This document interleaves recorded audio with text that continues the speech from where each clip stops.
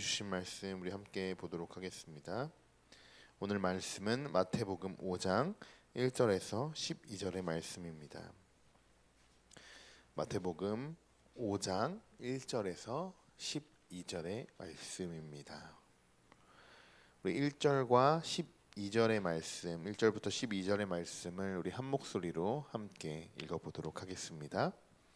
예수께서 무리를 보시고 산에 올라가 앉으시니 제자들이 나아온지라. 입을 열어 가르쳐 이르시되 심령이 가난한 자는 복이 있나니 천국이 그들의 것이미요. 애통하는 자는 복이 있나니 그들이 위로를 받을 것이미요. 온유한 자는 복이 있나니 그들의 땅이 기업으로 받을 것이미요. 의에 줄이고 목마른 자는 복이 있나니 그들이 배부를 것이미요. 긍휼히 여기는 자는 복이 있나니 그들이 긍휼히 여김을 받을 것이며 마음이 청결한 자는 복이 있나니 하나님을 볼 것이요. 복이 있나니 그들이 하나님의 아들이라 일컬음을 받을 것이며 의를 의하여 박해를 받은 자는 복이 있나니 천국이 그들의 것임이라. 나로 말미암아 너희를 욕하고 박해하고 거짓으로 너희를 거슬러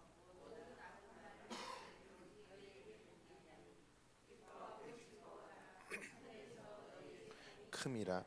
너희 전에 있던 선지자들도 이같이 박해하였느니라. 아멘.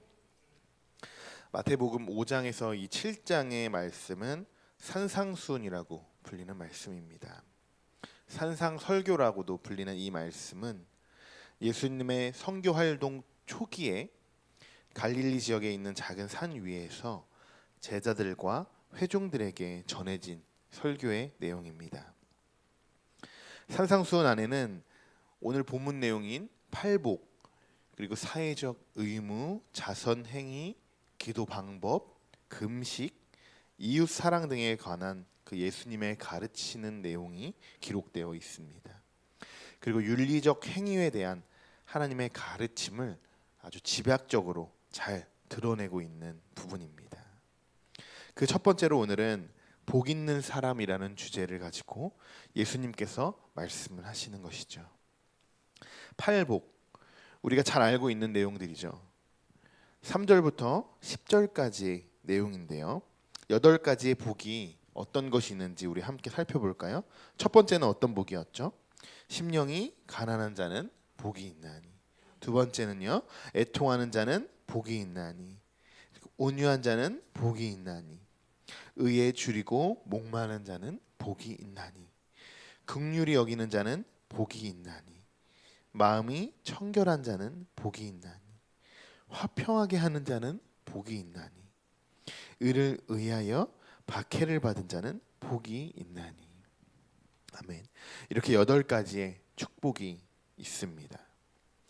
여러분들은 이 8가지 중에서 몇 가지 정도 이렇게 해당되시는지 한번 보시면 좋겠습니다. 일단 하나님의 축복을 받기 위해서는 우리의 행위를 먼저 돌아봐야 합니다. 8가지, 지금 제가 말씀드린 이 8가지의 공통적인 부분이 있습니다.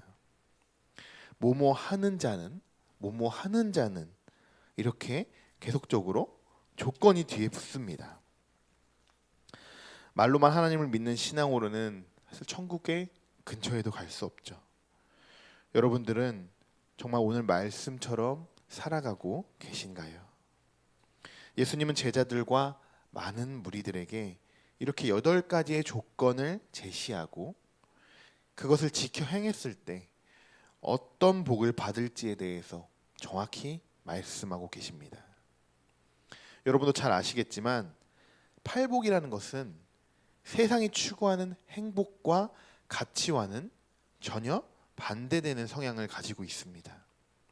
그러나 분명한 것은 세상이 아닌 하나님 나라의 윤리라는 것이죠.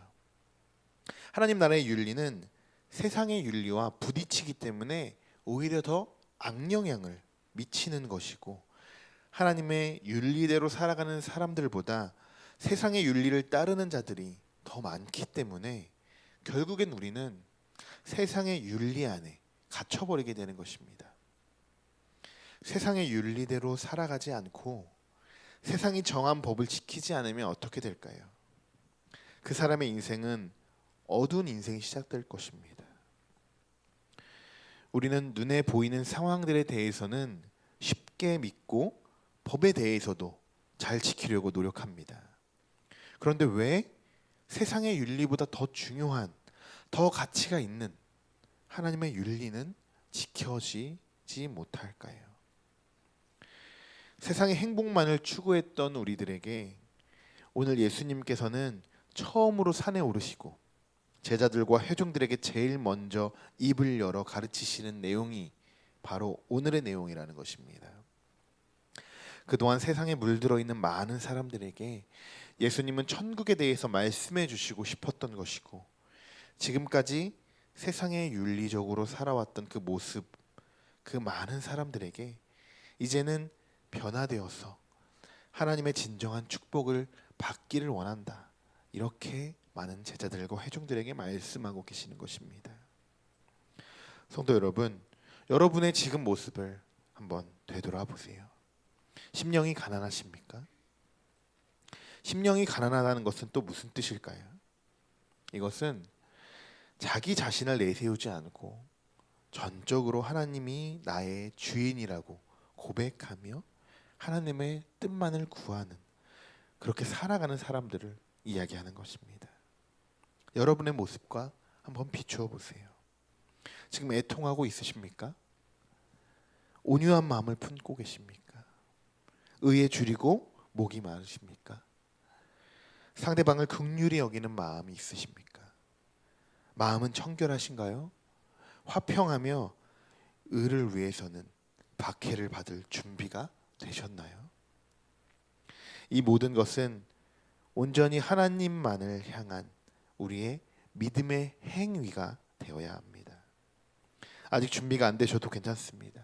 그래서 오늘 하나님이 이렇게 저를 통해서 다시 한번 말씀해 주시는 거고, 이제부터 하나씩 다시 시작하시면 됩니다. 오늘 이 말씀을 들으시는 분들 중에서 혹시 나는 천국에 안 가도 된다라고 생각하시는 분은 한 분도 없겠죠. 그런데 왜 천국은 가고 싶은데 하나님의 말씀은 세상의 윤리보다 점점 더 뒤로 뒤처져 가는 걸까요?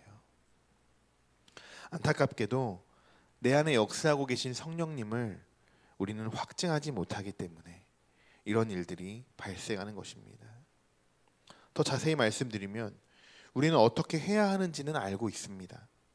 그리고 팔복을 받기 위해서도 어떻게 행동해야 하는지 잘 알고 있습니다. 그런데 이것을 지키려고 노력하다 보니 세상과 충돌이 발생되고 오히려 축복을 받으려고 한 행위들이 박해를 받는 상황으로 변질이 되게 되는 것이죠. 그러면서 우리는 스스로 합리화를 시키고 나중엔 결국 그래 뭐 어쩔 수 없구나 라고 포기해버리고 마는 것입니다. 나 혼자 어떻게든 신앙을 지켜보려고 했지만 오히려 기독교인 상사로부터 상처를 받고 모든 사람들이 나를 이상한 사람으로 취급하기 시작하면서 끝내 혼자 끙끙대며 지켜왔던 신앙도 무너져버리게 되는 것이죠. 성도 여러분, 오늘 이 산상수훈의 말씀, 이 팔복의 말씀이 여러분에게 위로가 되시길 바랍니다. 우리 산상수훈 말씀 중에 11절과 12절의 말씀을 우리 함께 읽어보도록 하겠습니다. 나로 말미암아 너희를 욕하고 박해하고 거짓으로 너희를 거슬러 모든 악한 말을 할 때에는 너희에게 복이 있나니 기뻐하고 즐거워하라. 하늘에서 너희의 상이 큼이라. 너희 전에 있던 선지자들도 이같이 박해하였느니라. 아멘. 예수님은 오히려 박해당하고 우리를 향해 악한 말들을 할 때 우리에게 복이 있다고 말씀하십니다. 그럴수록 즐거워하고 기뻐하며 하늘에서 너희의 상이 큼이라. 그리고 마지막 하반절엔 이런 말씀이 있죠. 전에 있던 선지자들도 이같이 박해를 받았었다. 아마도 박해의 끝은 이 세상엔 없을 것입니다. 이 세상의 윤리는 선과 악이 함께 공존하며 그 기준을 사람들이 정하고 나름대로의 법칙을 정하기 때문에 박해는 멈추지 않을 것입니다. 그러나 박해만 계속되어질까요? 하나님의 복음 또한 계속적으로 끊이지 않을 것입니다. 감리교 선교사 아펜젤로와 장로교 선교사 언더우드가 우리나라에 처음 복음을 들고 왔을 때 하나님의 복음만 이 땅에 전파된 것이 아니라 말도 못할 정도로 심한 박해 또한 함께 시작이 되었습니다. 산상수훈, 이 말씀이 쓰여진 지 2000년이 지난 이때에 이미 예수님은 박해가 멈추지 않을 것에 대해서도 잘 알고 계셨습니다. 예수님은 결국 무엇을 제자들에게 말씀하시고자 하는 걸까요? 예수님은 팔복에 대해서 말씀하시면서 사랑하는 제자들과 회중들이 천국에 들어가기를 원하셨기 때문에 하나님의 나라를 윤리적으로 설명하고 계시는 것이고, 결국은 하나님의 자녀라고 불리는 우리들이 하나님의 계신 그곳으로 가기 위한 최소한의 인간적인 우리의 하나님의 자녀로서 그 윤리적 행위에 대해서 우리가 지켜나가자고 이렇게 하나님께서, 예수님께서 말씀해 주시고 계신 것입니다. 자, 그럼 다시 한번 팔복에 대해서 정리하고 말씀을 맞춰볼까 하는데요. 첫 번째로는 심령이 가난한 자는 복이 있나니라고 있습니다. 그러면 어떤 복이 우리에게 오죠? 천국이 그들의 것임이라고 이렇게 말씀하십니다. 애통하는 자에게는 그들이 위로를 받을 것이고, 온유한 자에게는 그들이 땅을 기업으로 받을 것이고, 의에 줄이고 목마른 자는 그들이 배부를 것이고, 긍휼히 여기는 자는 그들이 긍휼히 여김을 받을 것이며, 마음이 청결한 자는 하나님을 볼 것이고, 화평하게 하는 자는 그들이 하나님의 아들이라 일컬음을 받으며, 의를 위하여 박해받는 자는 천국이 그들의 것임이라 라고 말씀하십니다. 여러분 앞에 지금 이 8가지의 축복이 기다리고 있는 것입니다. 이 중 여러분이 가장 하나님께 받고 싶은 축복부터 시작해 보시기 바랍니다. 하나님의 앞서 말씀드렸듯이, 하지만 박해도 함께 찾아올 것입니다. 그러나 그 박해를 두려워하지 않고 하나님의 이름으로 이겨내실 줄 믿습니다. 어차피 우리가 품고 있는 소망은 이 땅의 소망이 아닙니다.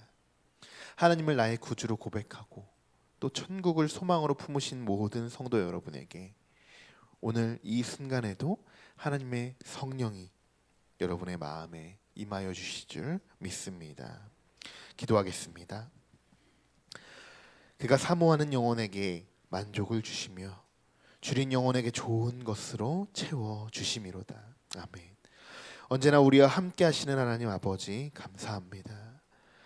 오늘도 우리에게 생명의 말씀을 주시고 팔복을 통해서 하나님 나라의 윤리에 대해서 돌아보았습니다.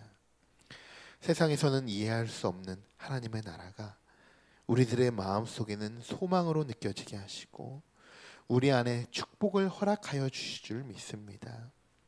심령이 가난하고 애통하며 온유하고 의에 줄이며 긍휼과 청결한 마음, 화평과 의를 위하여 박해받는 이 모든 주님의 자녀들에게 하나님의 천국을 누릴 수 있는 특권을 허락하여 주옵소서.